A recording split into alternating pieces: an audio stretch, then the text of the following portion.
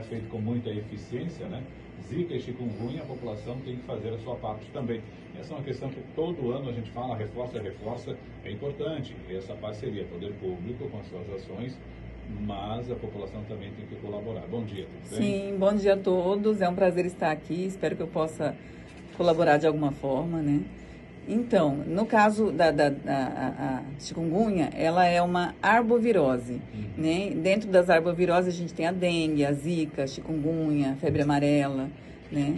O que seria a arbovirose? São doenças transmitidas por vírus, né? Através da picada dos artrópodes, né? Que são o mosquito, carrapato, né? E o que acontece? A questão da chikungunya, ela cronifica, ela tem uma baixa letalidade, mortalidade que a gente fala.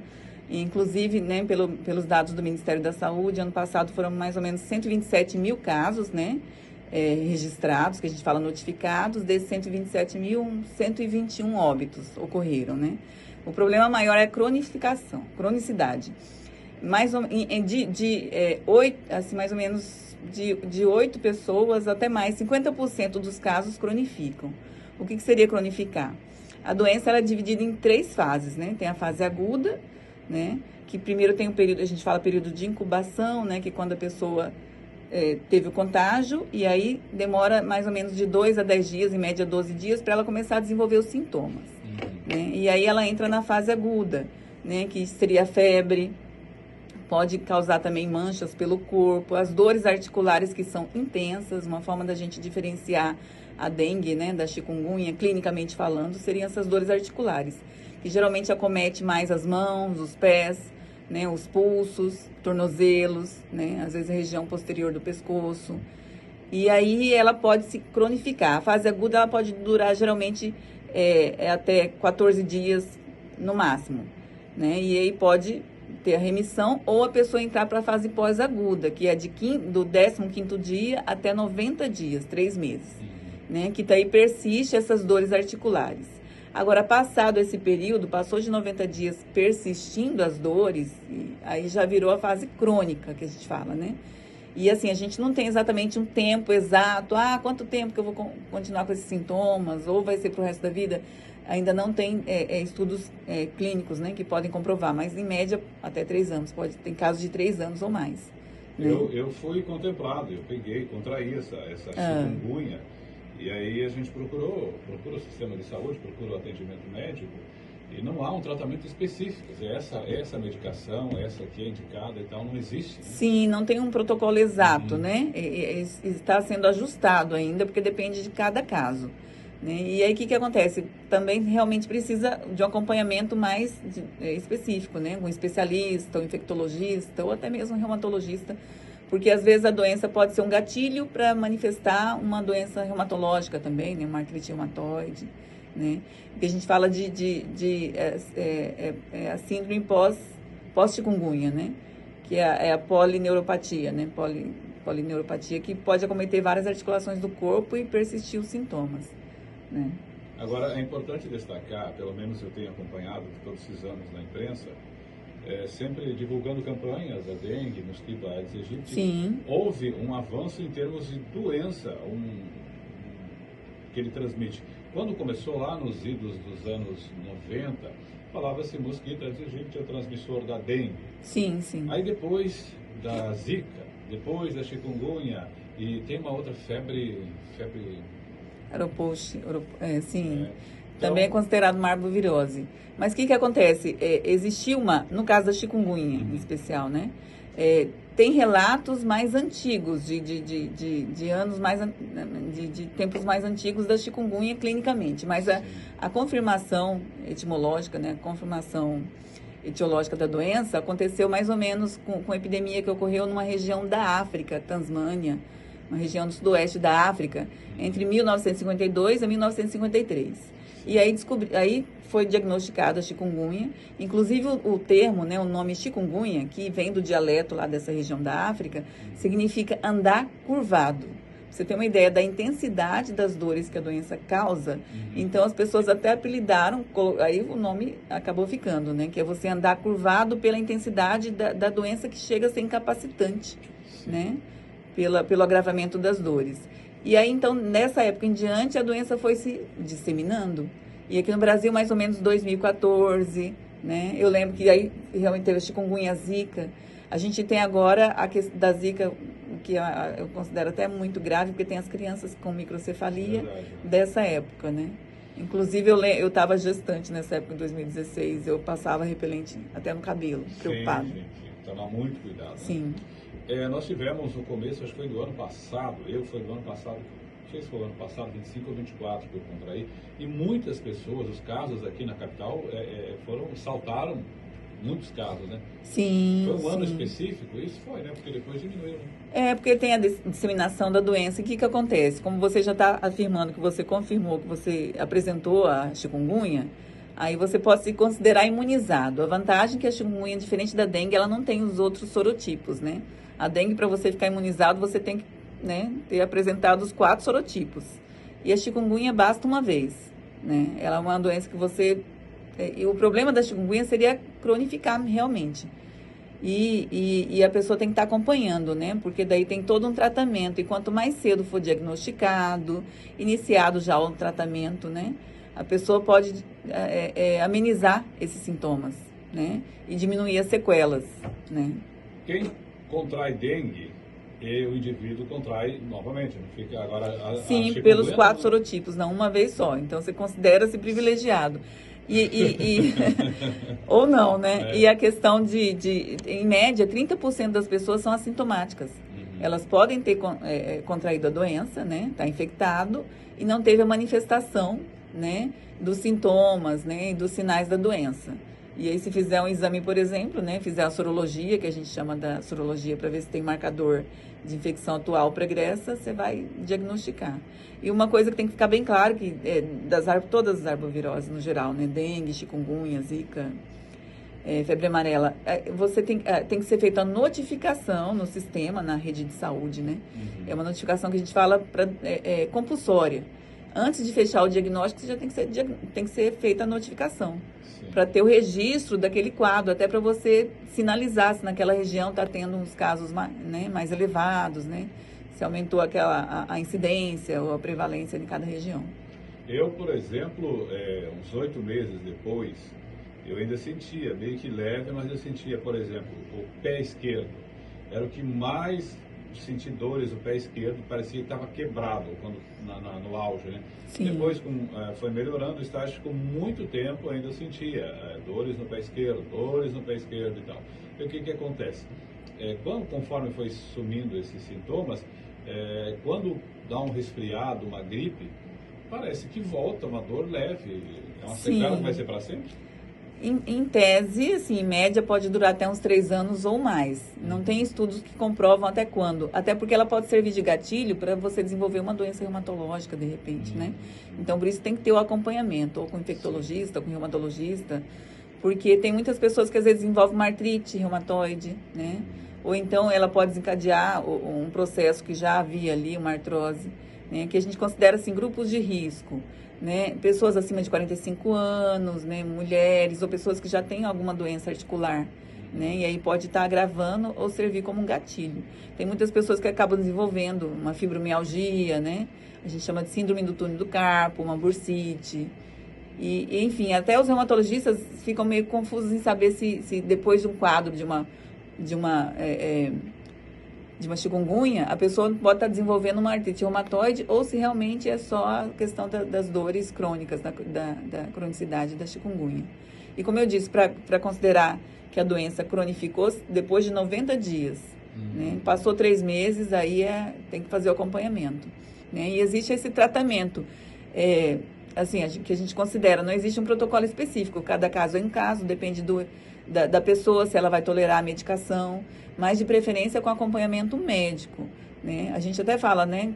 Assim como no caso da dengue, né? No início dos sintomas, na fase aguda, né? Pode usar analgésico, uma dipirona, paracetamol, né? Só que tomar cuidado, porque a gente já viu casos de, inclusive, paracetamol desenvolver uma hepatite fulminante. Então, toda a medicação tem que ser sob supervisão médica. Bom, segundo a Sociedade Brasileira para o Estudo da Dor, os impactos do desgaste físico e da perda da capacidade funcional já representam uma perda equivalente a cerca de 5% do produto interno bruto, quando essas doenças acabam afastando as pessoas do mercado, da produção e tal, né? Sim. É uma questão que preocupa não só o sistema de saúde, mas, enfim, ela traz consequências para outros setores, né? Sim, sim, por isso a recomendação que seja acompanhado desde o início dos sintomas, né, com especialista ou na própria unidade básica de saúde, né, porque quanto mais cedo começar o tratamento, inclusive o tratamento não envolve só medicação, só analgesia, né, ou anti-inflamatório, uma fisioterapia também, né, que ela vai melhorar a questão de melhorar a amplitude dos movimentos, né, a musculatura, né, e as dores articulares. Tem casos que é necessário fazer uma infiltração também, com anti-inflamatório, né? E tem toda a questão do acompanhamento. Quanto mais precoce, melhor, para evitar esse comprometimento, né? Essas sequelas, vamos dizer assim. A questão da prevenção, muito se todo ano fala, é até repetitivo. Eu vou trazer umas coisas interessantes. Hoje eu venho por aqui. Mas quando eu entro aqui na rua Mestre Teodoro Lourenço da Costa, tem um terreno aqui, baldio, né, que o pessoal acabou de limpar.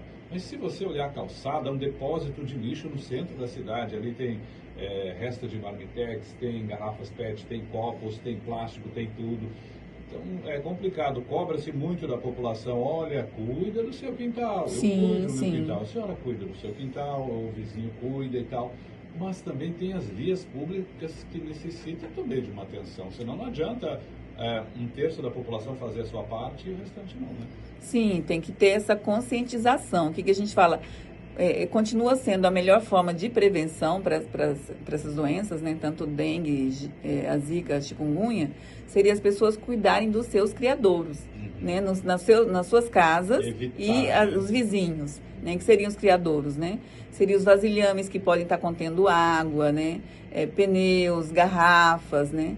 Enquanto tem pessoas que têm pet, cuidam de pet, tem gente que tem criadores de mosquito em casa. Então, é uma questão de conscientização mesmo, né? Agora, voltando de novo na questão das sequelas.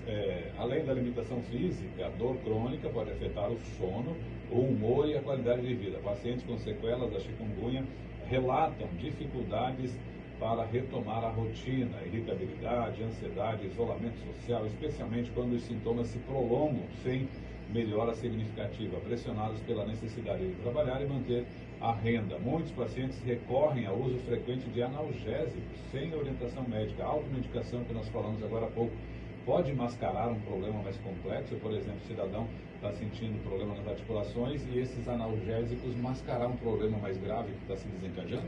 Sim, não só mascarar, mas como desenvolver outras complicações, né? Como eu disse, já teve casos de pessoas que desenvolveram uma hepatite fulminante por causa do uso, né, do paracetamol, por exemplo. Então, assim, tem que ter o acompanhamento médico. Como eu disse, existe, inclusive, a questão do tratamento não é só analgesia, nem anti-inflamatório, né? Tem a fisioterapia precoce, né, que ela pode ser iniciada desde o início dos sintomas, né? Ela vai melhorar a amplitude dos movimentos, as dores articulares, né? Melhorar a força muscular, né? A infiltração que pode acontecer também de anti-inflamatório direto no local das articulações e a psicoterapia. Algumas pessoas, às vezes, têm que acompanhar com um psicólogo, com um psiquiatra, porque pode desencadear a depressão, né? Que está muito associada, né, com a fibromialgia. E, além do que, ela pode servir como gatilho para algumas doenças reumatológicas, né? Que, às vezes, a pessoa já tinha uma certa propensão e a doença evolui. Exemplo, eu tive queda de cabelo. Depois que passou esses sintomas das dores nas articulações, no pé esquerdo principalmente, eu percebi que perdi muito cabelo. Agora estou recuperando, mas eu fiquei assustado, eu vou ficar careca. Sim, sim. Pode acontecer, pode acontecer. E aí pode ter essa relação também, inclusive, com a questão psicológica, né? Somatização e a questão da depressão que pode desencadear, né? Então, tem que ter todo um acompanhamento, não só com o especialista, reumatologista, ou infectologista mesmo, e um psicólogo, né? Ou psiquiatra. Essa vacina que foi desenvolvida para dengue causou polêmica, foi retirada do mercado porque apresentou um problema com alguns pacientes. Essa vacina que está disponível para a dengue, ela também, de certa forma, pode ser eficaz para chikungunya? Ou é só específico para a dengue? Tem uma vacina que está ainda em projeto, né? Projeto piloto, né, para chikungunya, mas que está sendo ainda em estudo, né, em algumas cidades, no interior de São Paulo, no Nordeste, e ainda provavelmente eles têm interesse em desenvolver. Mas, como eu disse, a melhor forma de prevenir continua sendo a pessoa, né, cuidar dos seus criadouros, não deixar que o mosquito, né, mas essa vacina que aí está à disposição para a dengue, ela não previne, ela só previne a dengue? Sim, mas de qualquer forma, só da pessoa já, né, evitar a dengue já vai aliviar bastante, porque inclusive a pessoa pode apresentar dengue e chikungunya ao mesmo tempo. Uhum. Aí as pessoas ficam confusas, mas como é que vai saber, né? A gente faz o exame, faz as sorologias. E também, assim, a chikungunya, ela é específica que ela comete as articulações de forma intensa. O apelido da dengue é febre em quebra-ossos, porque é o corpo inteiro, né? Sim. Dá aquela mialgia, né? A prostração. E o apelido da chikungunya é isso, andar curvado, por causa das dores articulares incapacitantes. Como eu falei, no começo das campanhas da dengue era mosquito, o Aedes aegypti é o transmissor do vírus da dengue e tal.